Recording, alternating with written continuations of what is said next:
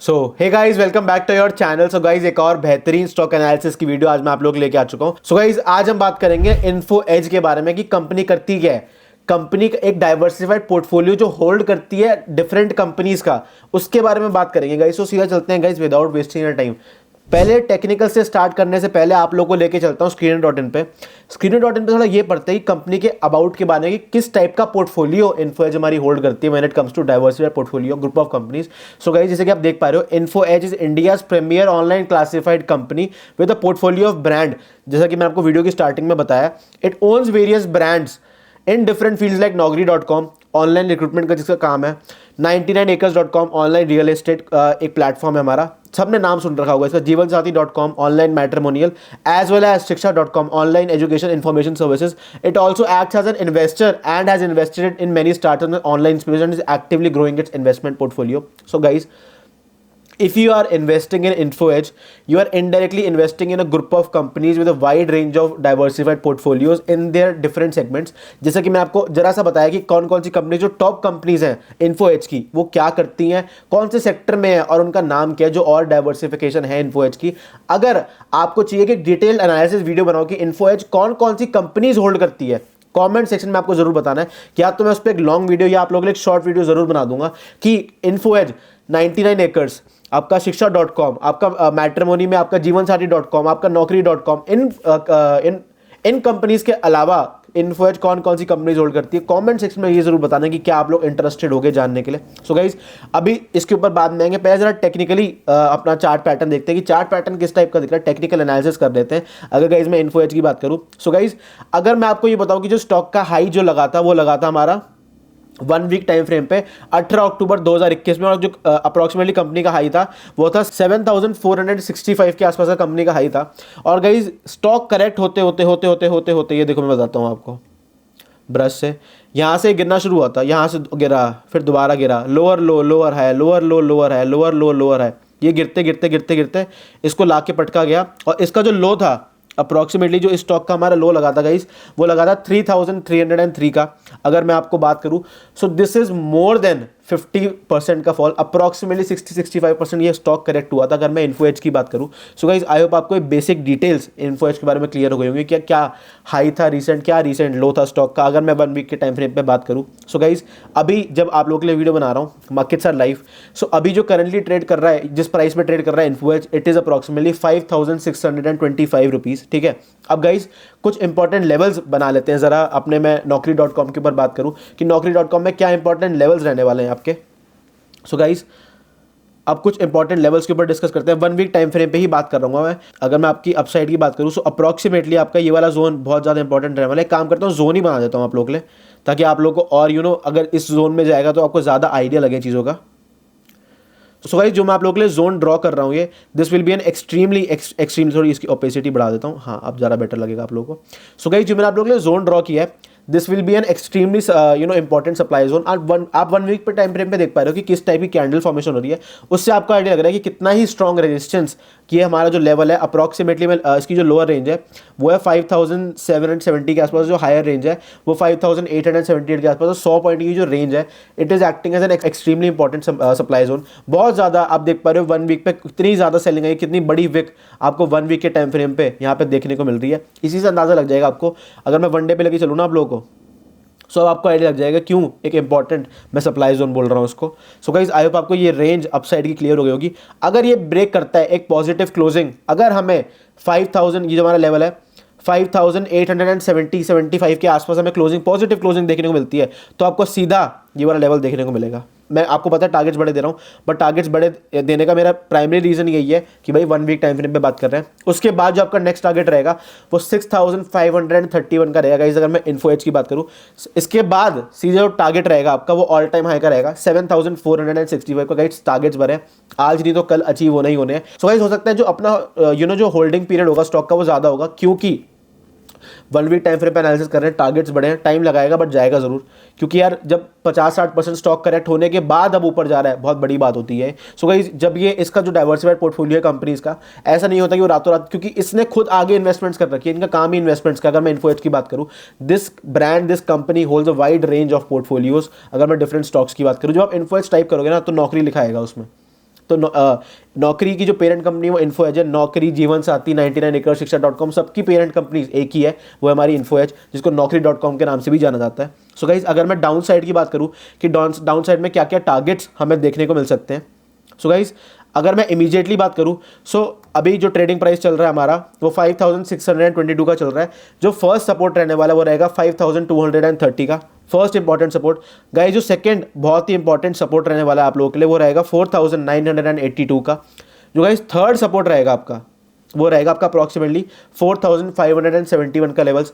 Guys जो मैं आपको बार बार लेवल्स बता रहा हूँ उन लेवल्स का ध्यान रखना, बहुत इंपॉर्टेंट सप्लाई डिमांड जोन बता रहा हूँ मैं आप लोगों को। और गाइस हमें स्पेशली ध्यान रखना है जब अगर हमारा ऑल टाइम हाई के आसपास आ जाए, so we should not expect कि वो एक ही दिन में, अगर ऑल टाइम हाई के बहुत ज़्यादा पास आ चुका है तो ऑल टाइम हाई वो उसी दिन अचीव करे। हो सकता है बहुत ही शार्प सेलिंग, हो सकता है 400-500 पॉइंट का फॉल आपको एक ही दिन में देखने को मिले। सो गाइस यही होता है जब ATH ऑल टाइम हाई के लेवल्स टेस्ट होते हैं।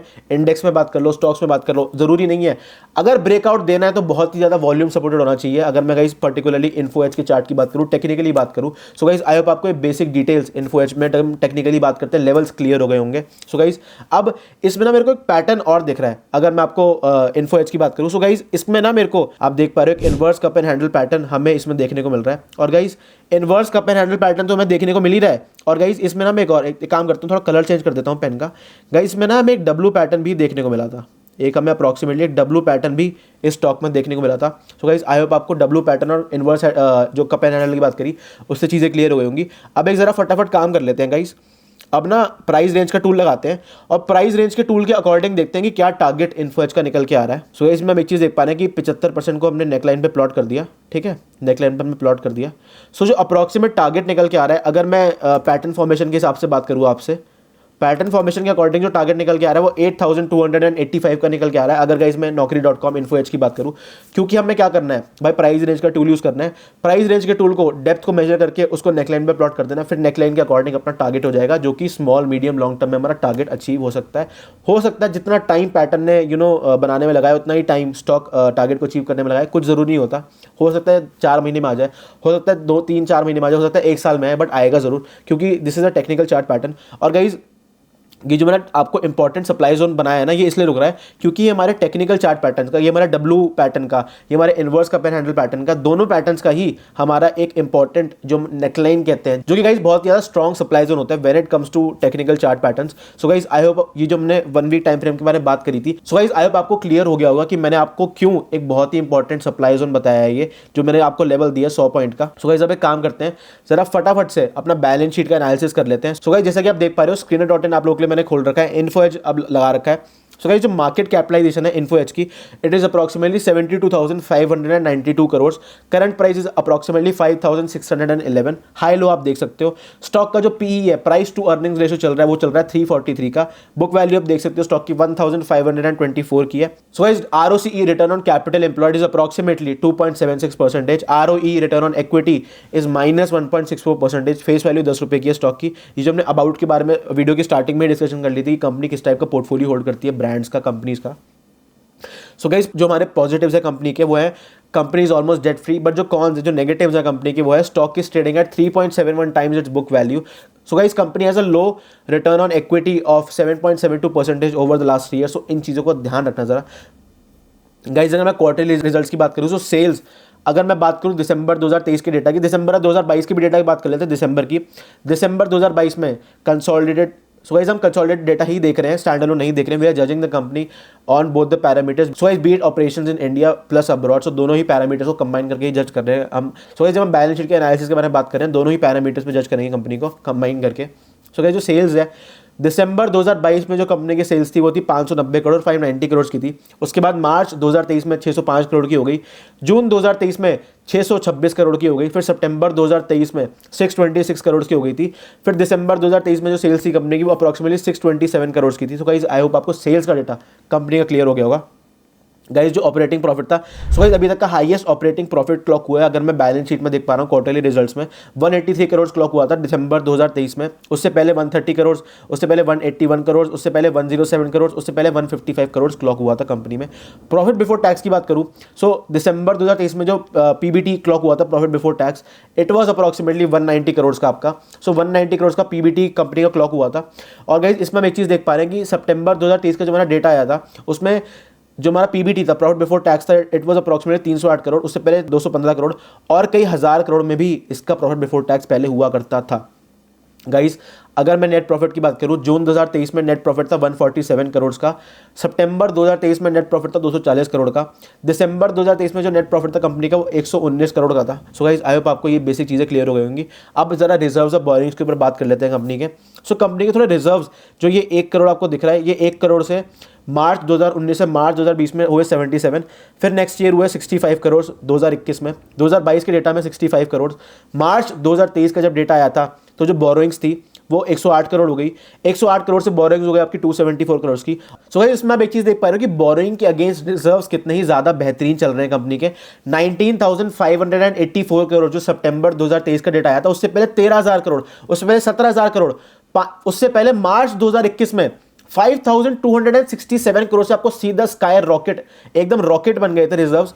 मार्च 2022 में 17,113 करोड़ से कंपनी के रिजर्व्स थे, 5,000 से सीधा जंप मानी थी कंपनी ने 17,000 करोड़ से, 17,000 करोड़ से अब 19,000 करोड़ आ चुके हैं। थोड़ा डिप हमें देखने को मिला था मार्च 2023 में। सो गाइस आई होप आपको ये चीज़ें क्लियर हो गई होंगी। अब गाइस फटाफट बात कर लेते हैं जरा शेयर होल्डिंग पैटर्न के बारे में कि गाइस जो प्रमोटर की होल्डिंग किस टाइप से इंक्रीज डिक्रीज हो रही है, एफआईएस की किस हिसाब से इंक्रीज डिक्रीज हो रही है, डीआईएस की क्या हो रही है, पब्लिक की क्या हो रही है।